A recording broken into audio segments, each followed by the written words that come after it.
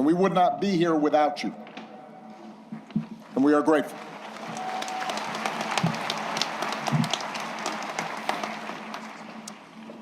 To our amazing foundation staff and our amazing board, to Governor Pritzker, Mayor Johnson, thank you for making this center possible. To congressional leaders and foreign dignitaries who've made the trip, I cherish our partnership together and all we got accomplished together. Thank you.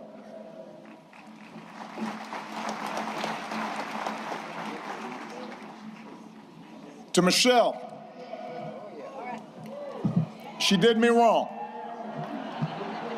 She wouldn't let me see her speech. She knew she was going to mess me up, and she did it anyway. But she's always made me better. And I could not be more grateful.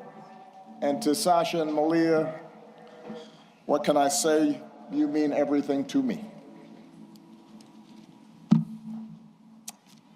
More than 40 years ago, on a late summer afternoon in 1985, I arrived here in Chicago, entering the city through the very spot where this center now stands. I can still picture myself heading down what was then Cornell Drive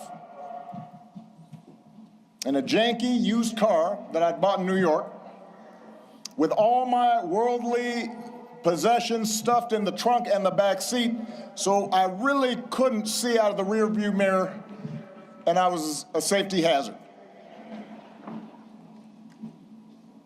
And I was 23 years old. I'd just been hired by a group of churches on the South Side to help organize a part of the city that had been battered by steel plant closings and chronic neglect.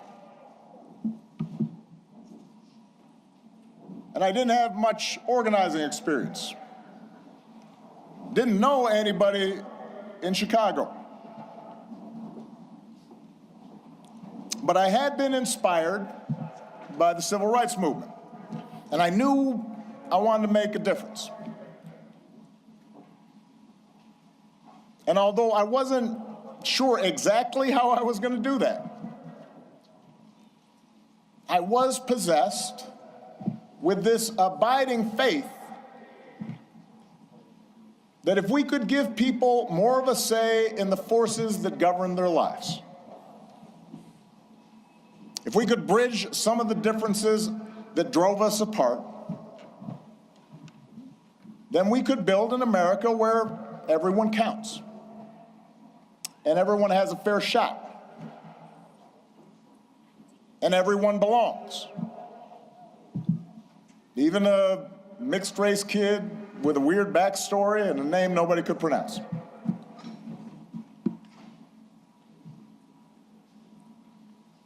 And it was here, in this city, a city of broad shoulders, that I found what I was looking for.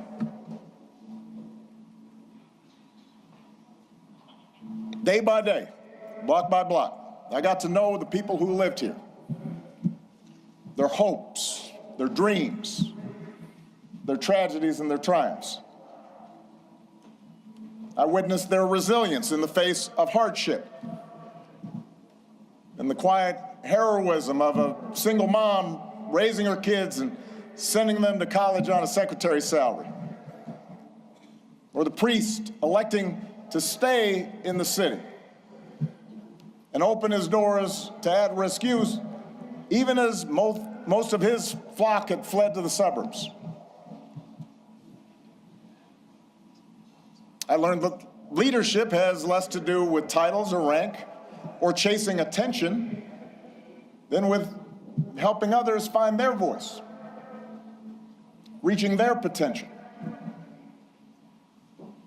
and sitting around people's kitchen tables or on their back porches, spending time in church basements, in barbershops, I was reminded that everyone has a story to tell if you just care to listen. Sacred stories, full of courage and humor and grace.